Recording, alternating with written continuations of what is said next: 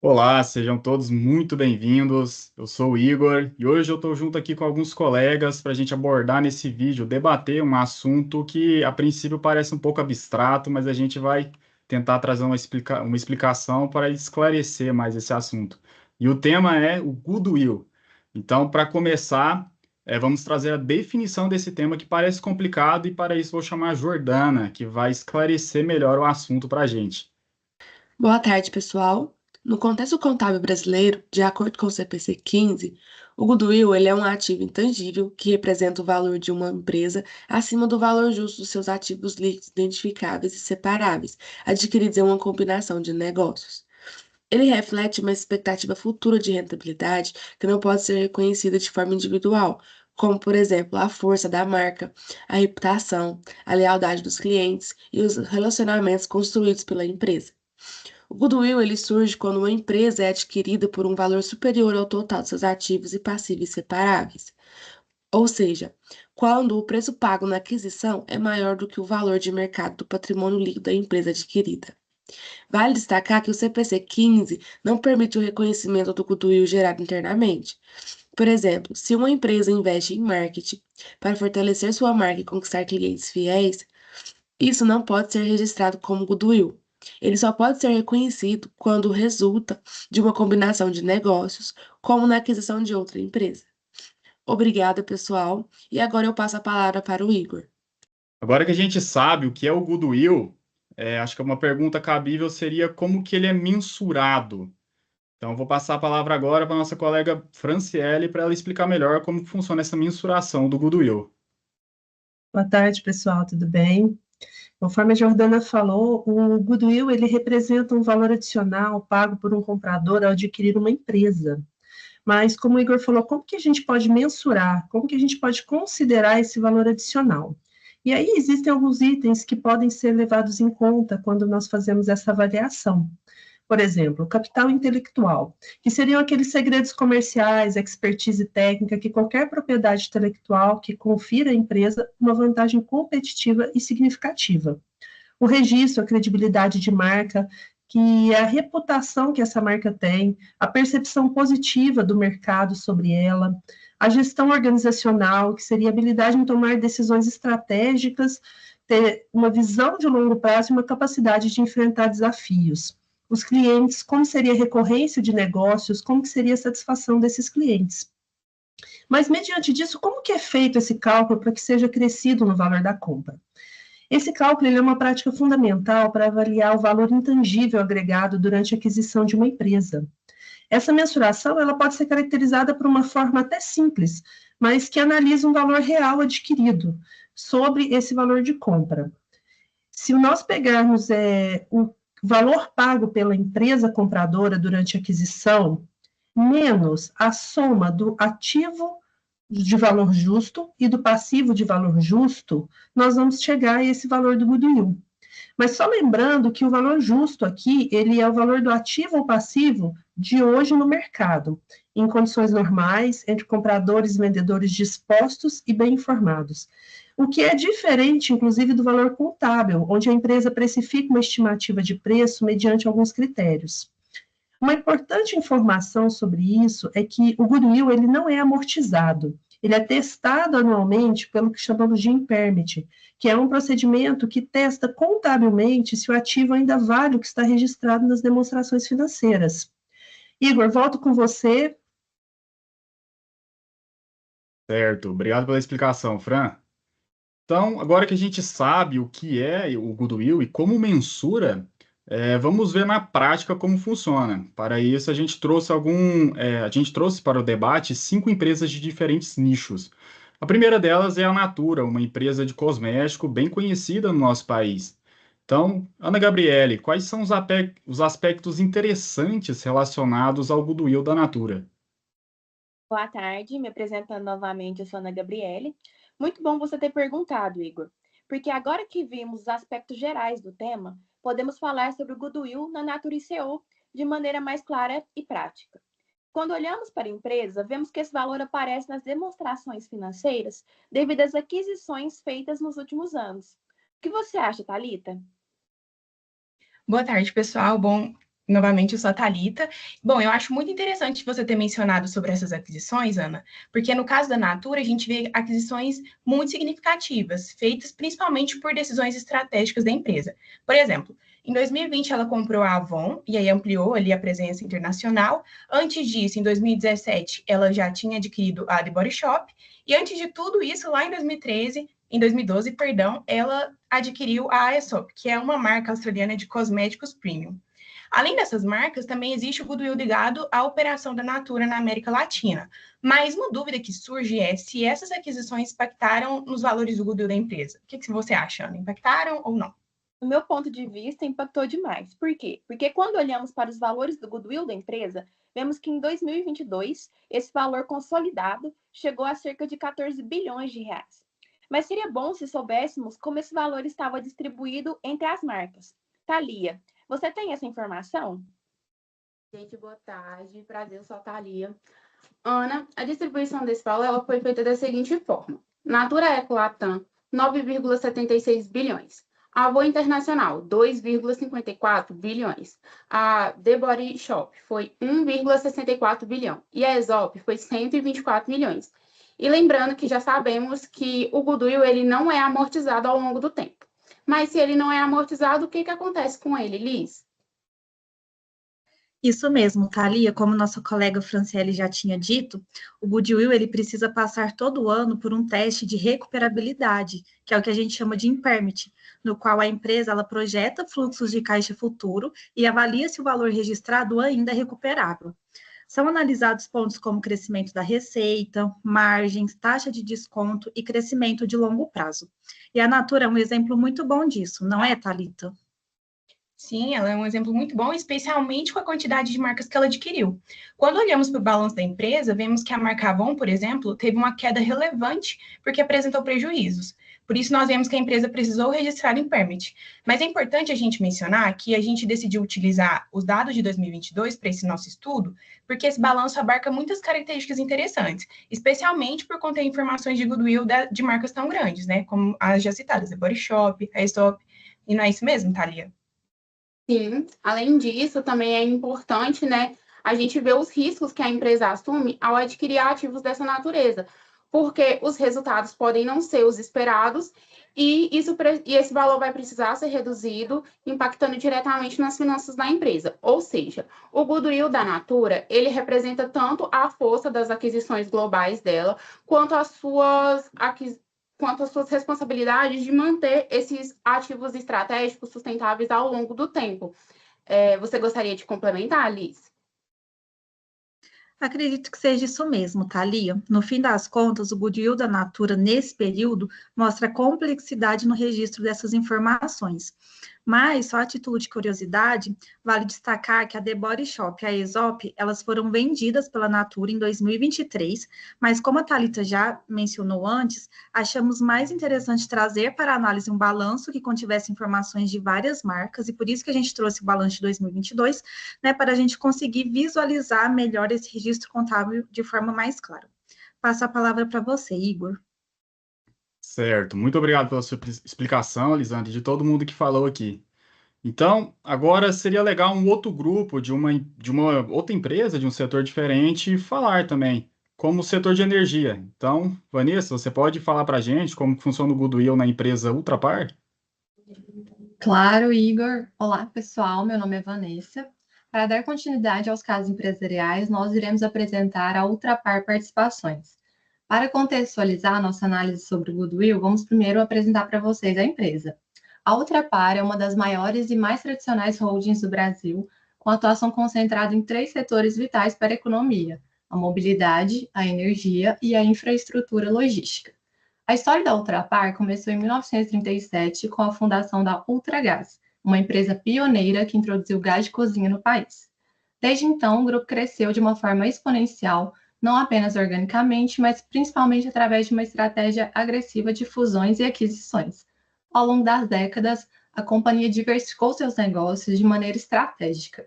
Adquiriu a rede de postos Ipiranga, consolidando sua presença no setor de combustíveis, e expandiu sua atuação no mercado de gás.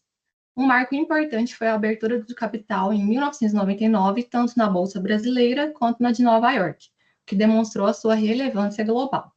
Hoje, a Ultrapar controla empresas que fazem parte do dia a dia dos brasileiros, como a própria Ultragás, a Ipiranga com as suas lojas AMPM e centros Jet Oil, a Ultracargo e, mais recentemente, a Hidrovias do Brasil, reforçando a sua aposta em logística. Essa trajetória de crescimento, marcada por constantes aquisições, é o que torna a Ultrapar um estudo de caso perfeito para nós entendermos como o goodwill é gerado e gerenciado em grandes corporações.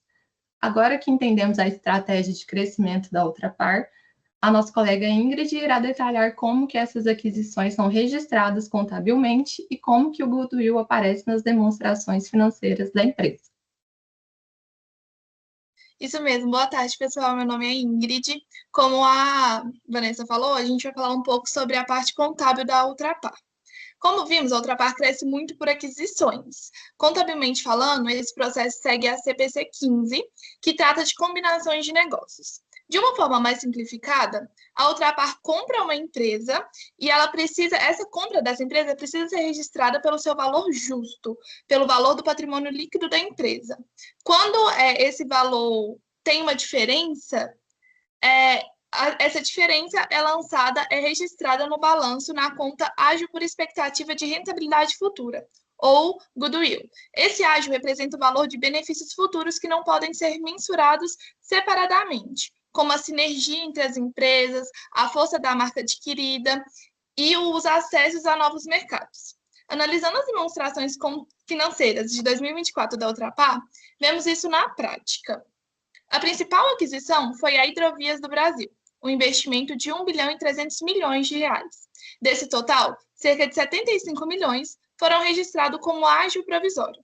Ele é provisório porque a empresa ainda está em processo de alocar detalhadamente esse preço, para identificar se parte dele pode ser atribuído a outros ativos intangíveis. Outro exemplo foi a compra da Wiltse Energia, que gerou um ágio provisório de 52 milhões de reais. Em contrapartida, em operações menores, como a aquisição da Serra Diesel e de 50% do terminal Opla, o processo já foi concluído. No caso do terminal Opla, o ágio definitivo foi de 117 milhões de reais, justificado pela expectativa de rentabilidade e pela sinergia com a Ultracargo. Esses números nos mostram que a materialidade do goodwill no balanço da Ultrapar. Para entender melhor como significa isso na prática, nossa amiga Carolina vai explicar a importância desse registro sobre a ótica de um investidor. Exato. Boa tarde, pessoal. Eu sou a Carolina e eu vou falar um pouquinho mais, dando continuidade na fala da Ingrid. Do ponto de vista do investidor, o goodwill no balanço da empresa, ele é um indicador muito importante. Ele não é apenas um número técnico, ele conta uma história sobre a estratégia e as expectativas da companhia.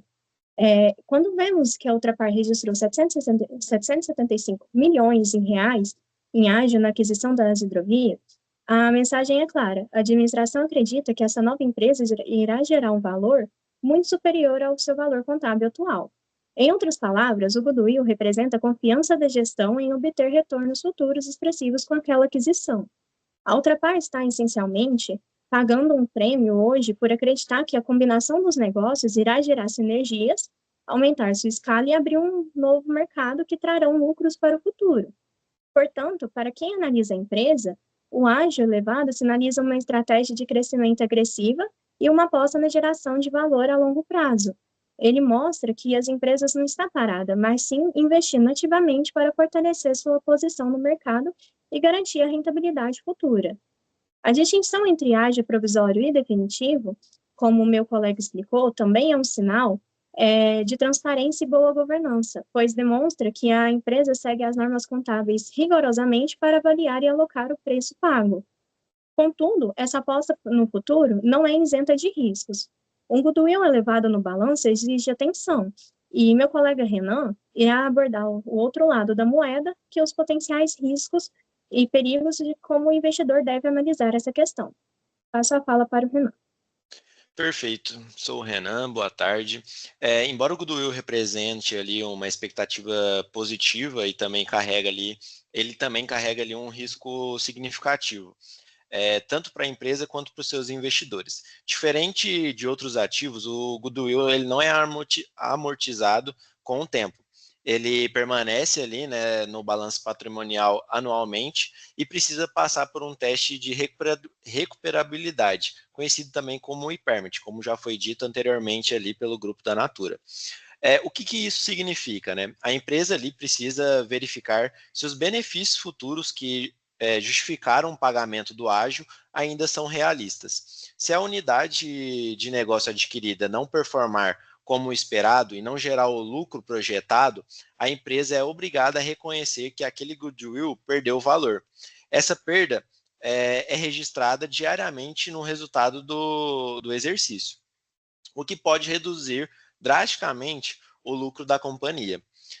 Consequentemente, o valor das suas ações também devido a esse fato. Um ágio muito alto pode se tornar ali um passivo oculto, e se as expectativas não se concretizarem, né, ali no final desse período. Por outro lado, um ágio é bem fundamentado, como o caso da Opla, que já foi dito ali anteriormente, que gerou sinergias claras com a Ultracargo e representou um investimento estratégico, o que fortaleceu a competitividade da empresa e sua marca. Portanto, a conclusão para o investidor é que o ágio não deve ser visto de forma isolada. Não basta olhar o valor absoluto. É crucial analisar o contexto da aquisição, o histórico da empresa e integrar os novos negócios. E, principalmente, também, acompanhar os resultados futuros da empresa adquirida.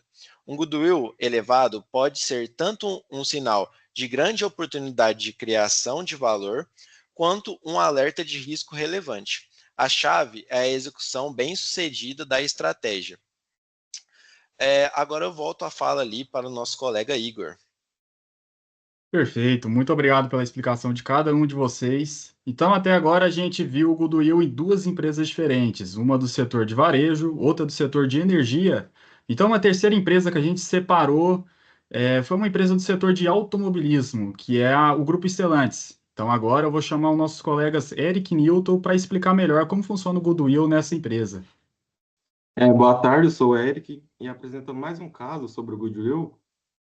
Eu e o Nilton falaremos sobre a empresa Stellantis.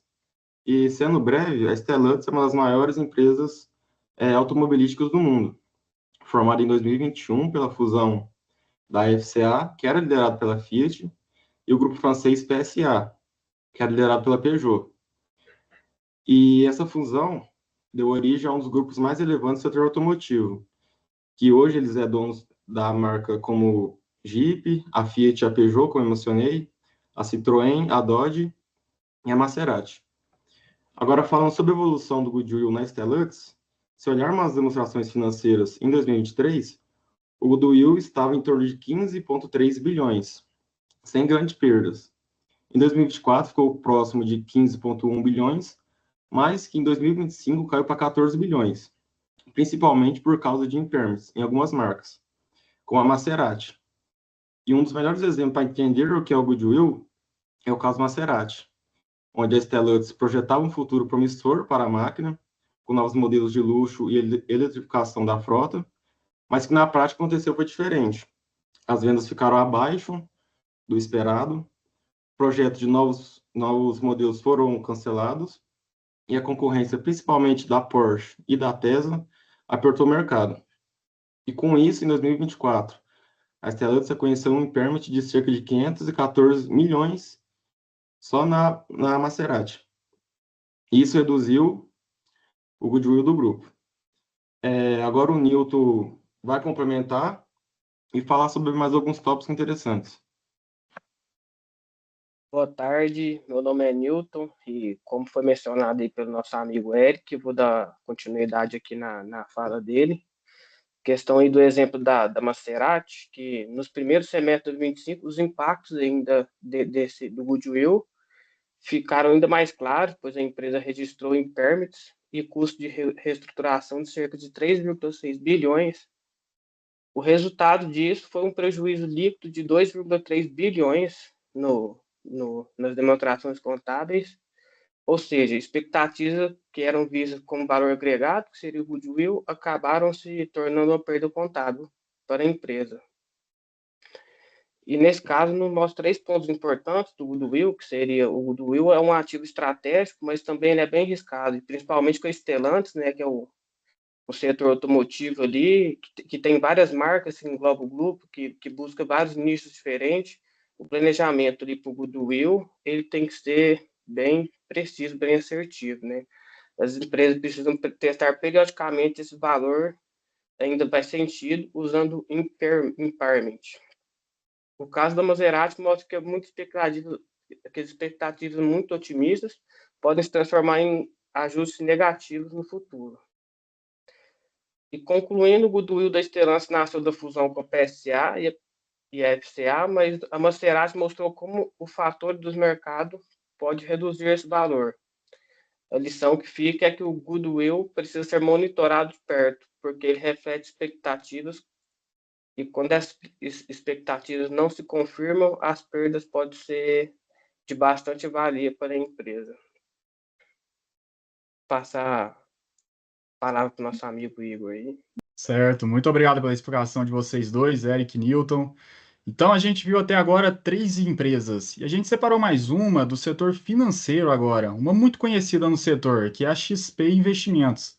Então, eu vou passar a palavra agora para nossos colegas Carol, Gabriel, Pamela e Lohane, para explicar melhor como que funciona o goodwill nessa empresa em específico. Bom, pessoal, meu nome é Carolina, eu vou falar um pouquinho sobre a XP e para dar um contexto sobre o que é a empresa, vou falar um pouquinho de como que ela é vista hoje no mercado, né? A XP é uma das principais instituições financeiras do Brasil, ela é conhecida por sua atuação no mercado de investimentos e por oferecer também uma gama de produtos aí, tanto financeiros como serviços também. E foi uma empresa que começou como uma corretora de valores, e depois ela evoluiu e se tornou um dos maiores players do nosso cenário financeiro, que oferece soluções que vão desde a educação financeira até a gestão de investimentos. Além disso, ela se destaca, né, por sua plataforma digital, que permite os próprios investidores de diferentes perfis acessarem as suas informações e realizarem operações aí de forma prática e eficiente. Então, a XP, ela, de acordo com suas aquisições aí durante o seu período de atividade, ela foi crescendo, se tornou aí um grande player no nosso cenário de financeiro mesmo no Brasil. E agora eu quero saber um pouquinho da Lohane, de como é feito o goodwill nessa empresa, de como ele é reconhecido dentro da própria XP. Boa tarde, pessoal. Meu nome é Lohane e eu vou falar sobre o reconhecimento do goodwill. O goodwill, também chamado de ágio, ele surge quando a XP adquire empresas pagando um valor acima dos ativos líquidos identificáveis. Esse valor adicional representa expectativas de rentabilidade futura, como sinergias, carteira de clientes e fortalecimento da marca. No balanço patrimonial consolidado, o goodwill é representado dentro de uma coluna, goodwill no ativo não circulante. Em 31 de dezembro de 2023, o saldo era de 2,5 bilhões.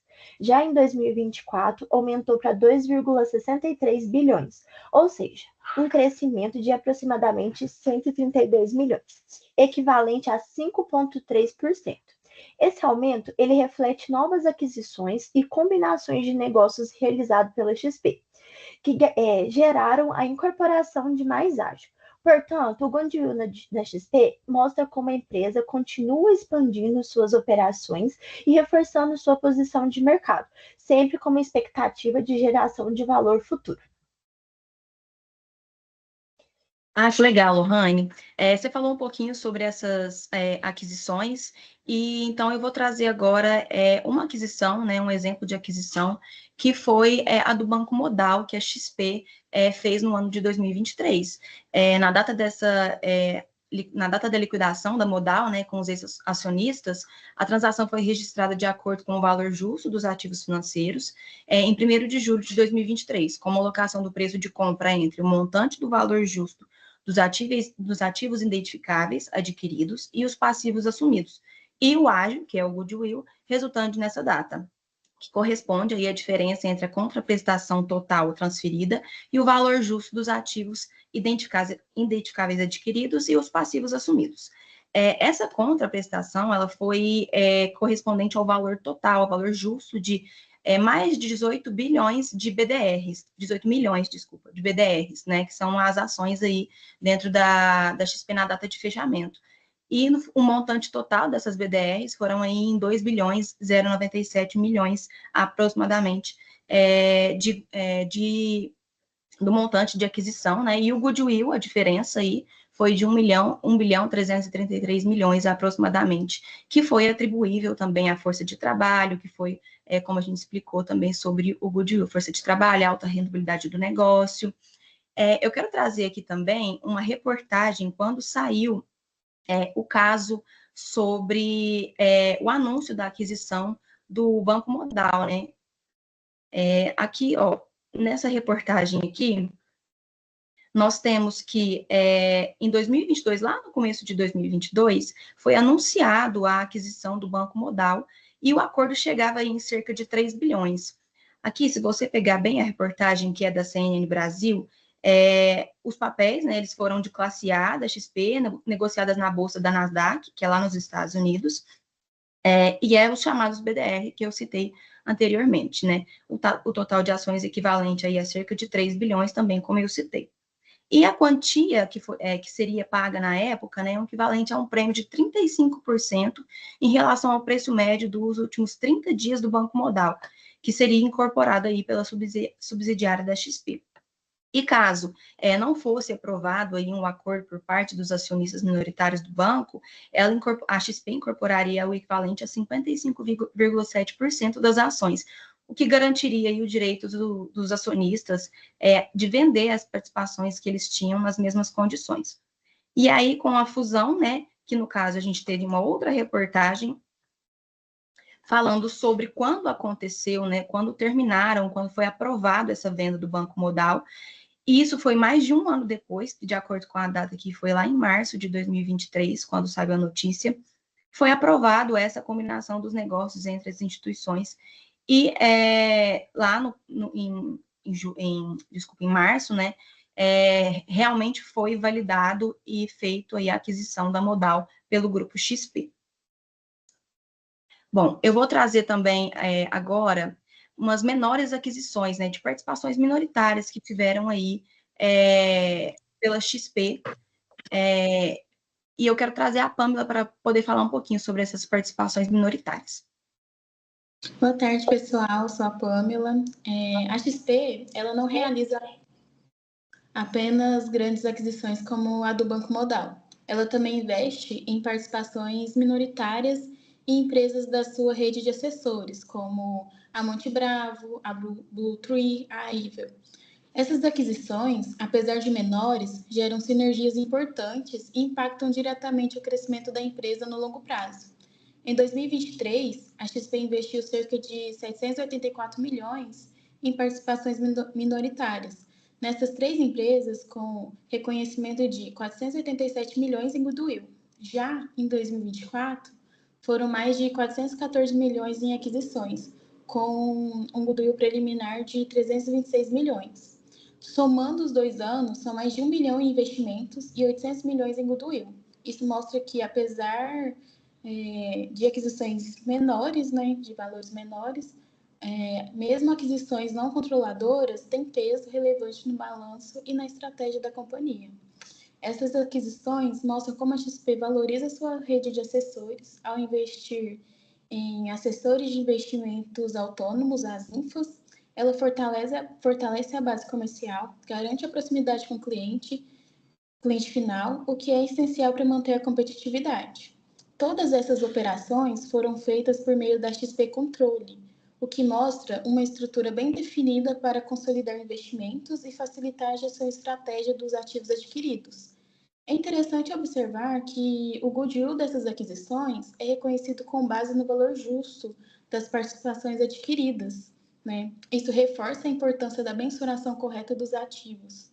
A XP poderia simplesmente buscar um crescimento orgânico, mas ao investir em empresas já consolidadas no mercado, ela acelera resultados e reduz riscos. O goodwill reconhecido é uma forma de antecipar esse valor futuro. O fato da XP repetir esse tipo de aquisição em 2 anos consecutivos mostra que não é uma ação pontual, mas sim uma parte de uma estratégia contínua de expansão e fortalecimento da rede. Mesmo sem o controle total, essas participações minoritárias, elas contribuem para um crescimento da XP. Elas ampliam a presença regional, aumentam a base do cliente e geram valor por meio de sinergias operacionais. E é isso. É legal, né, Pamela? A gente pode ver que tanto essas aquisições de grande porte que a XP faz, quanto essas menores aquisições de participações minoritárias, ela traz aí um aumento significativo do saldo do goodwill. Só que a gente tem que lembrar também que o goodwill ele sofre com o teste de recuperabilidade. E eu queria saber do Gabriel como que funciona esse teste dentro da XP. Boa tarde, Carol. Boa tarde a todos. Eu sou o Gabriel. Vou falar para vocês aqui um pouquinho, então, sobre como é que é feito esse teste de recuperabilidade, né, o impairment, no caso da XP Investimentos. Por se tratar de uma empresa do ramo financeiro ali, tem as suas particularidades, que é o quê? Principalmente o goodwill dela, ele é relacionado e alocado na unidade geradora de caixa, que a sigla é o UGC. Todas as operações do grupo são tratadas como uma única UGC e o cálculo para ver se o goodwill que está pré-estabelecido ele possui aquele mesmo valor, ele precisa de uma nova ser recalculado em si, precisa apresentar um novo valor nele. O valor recuperável ele vai definido pelo valor de uso, calculado com projeção de fluxo de caixa, aprovada pela administração, no período de 4 anos. Por mais que o teste ele seja feito anualmente ou quando se é visto que precisa ser feito uma reanálise. Nos últimos testes que a XP realizou para analisar se o goodwill dela ainda estava se teve alguma perda, né, no goodwill deles, foi em 31 de dezembro, tanto de 2023 quanto de 2024. E a gente viu neles que não teve nenhum tipo de perda no goodwill. Nesses últimos 2 testes de impairment da XP, mostra que a confiança nos ativos intangíveis da XP ainda se manteve, ainda mostra que há uma possibilidade de ganho muito alta em cima de todas as suas aquisições e que a empresa em si tem uma expectativa positiva e um crescimento futuro quanto a essas decisões que foram tomadas. Então, assim, o teste de impairment não atende só uma exigência contábil, mas também funciona como sinal para os outros investidores e analistas sobre a solidez do valor dessas aquisições. E eu acho que acredito que seja mais isso mesmo sobre a XP, e a gente pode voltar para o Igor aí. Certo, muito obrigado pela explicação de todos vocês. Então, das 5 empresas que a gente havia separado, a última ela é do setor de serviços. Eu acredito que todo mundo aqui já tenha utilizado o serviço dessa empresa ou usa, que é a do iFood. Então, agora eu passo a palavra para o nosso colega Guilherme, Felipe, Iago e Aicon, para explicar melhor para a gente como funciona o goodwill dentro da empresa iFood. Olá, tudo bem? Primeiramente, uma boa tarde para todos, ou bom dia para todos os espectadores. Nesse debate final, a gente vai falar um pouco sobre o goodwill voltado para o iFood e pegando a referência na Prosus, que é a empresa que controla o iFood. Mas para a gente entender o que é o goodwill, como que a gente pode enxergar isso na prática? Boa noite, eu sou o Iago e dando sequência aqui no assunto sobre o iFood, hoje o iFood ele é a maior plataforma de delivery que a gente tem aqui na América Latina. São mais de 65 milhões de pedidos mensais que ocorrem na plataforma e são milhares de restaurantes parceiros dentro de toda a sua rede. Esse valor de mercado ele não pode ser explicado somente pelos seus ativos físicos, como os escritórios ou os servidores de funcionamento do iFood. E o que realmente pesa é a força que a marca tem. Ela possui uma fidelidade muito grande de clientes e uma tecnologia bem avançada que garante eficiência nas entregas e nas soluções financeiras que o iFood oferece. E esses fatores intangíveis são justamente a base do goodwill da empresa. Eles ajudam a entender por que o iFood é tão valioso, além do que aparece nos balanços contábeis, Mas como esse valor ele pode ser mensurado? E para eu poder explicar isso melhor, eu passo a palavra para o Felipe. Então, Iago, esse goodwill, ele só é reconhecido formalmente em uma aquisição de uma empresa. Um exemplo, se o iFood tivesse ativos líquidos avaliados em 3 bilhões, mas fosse comprado por 7 bilhões, essa diferença de 4 milhões seria registrado como goodwill. Esse valor adicional expressa a confiança no mercado e no potencial que as outras empresas também enxergam no iFood. Interessante. E qual que é o papel da ProSUS enquanto controladora nesse cenário aí do iFood? Então, a Prozis, ela é a controladora global do iFood. Ela tem presença em mais de 90 países, e não só no iFood, em outras empresas também, que ela administra. Ela potencializa o goodwill da empresa por ela trazer um capital, uma governança internacional e expertise em inovação tecnológica. É como se o iFood ganhasse um goodwill maior por ele ser controlado pela Prozis em si também, por ela ser muito reconhecida.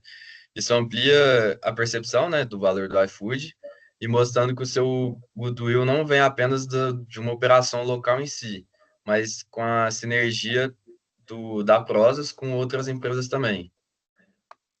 Mas será que esse valor sempre é garantido? Ou não? O goodwill do iFood, ele vai ser sempre garantido?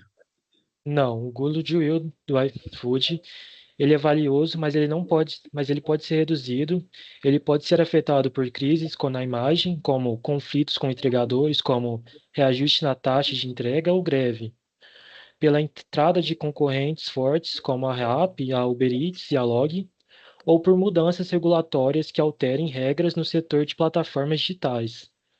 Para validar com isso, as empresas precisam aplicar impairment test, ou teste de recuperabilidade. Esse procedimento é feito anualmente ou sempre que houver indícios de perda de valor para verificar se o goodwill ainda representa realidade econômica da empresa. Se for identificado que a parte desse valor não pode ser recuperável, é necessário o ajuste no balanço. Ou seja, precisa ser sustentado continuamente por inovações e gestões eficientes para concluir nossa reflexão. Agora, o que podemos aprender com o goodwill do iFood? Eu sou o Guilherme, eu vou dando sequência no que o Aiko estava falando sobre a questão de como o que a gente pode aprender com o goodwill do iFood. No caso do iFood, mostra como os intangíveis são decisivos para o sucesso das empresas modernas, né? O goodwill ele traduz em números os fatores que não pertencem ao balanço de uma marca consolidada, como a base fiel de clientes, a inovação tecnológica e o suporte estratégico do grupo que é a Prozis. Esse valor adicional também ele explica que os investidores pagaram muito além do patrimônio líquido ajustado. Ele representa a confiança no futuro da empresa, né? As suas vantagens competitivas na capacidade de crescer de forma sustentável. Portanto, a gente pode ver que o goodwill não é apenas um conceito contábil, mas uma definição estratégica e um diferencial estratégico de como os intangíveis podem sustentar o valor de liderança das empresas inovadoras como o iFood. Esse é o aprendizado geral que a gente consegue ver com o goodwill do iFood. Obrigado a todos pela participação. Com esse bate-papo, a gente pôde observar que o goodwill ele traduz uma força invisível dentro da empresa, seja pela marca, pela reputação ou pela capacidade de gerar resultados acima da média.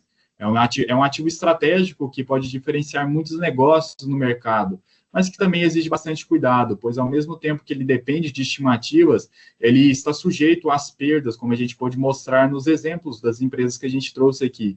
O goodwill ele deve ser entendido como um sinal de valor futuro, mas que deve ser analisado com bastante rigor, equilibrando o entusiasmo e as perspectivas do intangível. Com isso, acredito que tenha ficado claro a definição, como mensura o goodwill e como ele aparece ali nas empresas. No mais, novamente, eu agradeço a todos pela participação, espero que tenham gostado desse vídeo e até breve.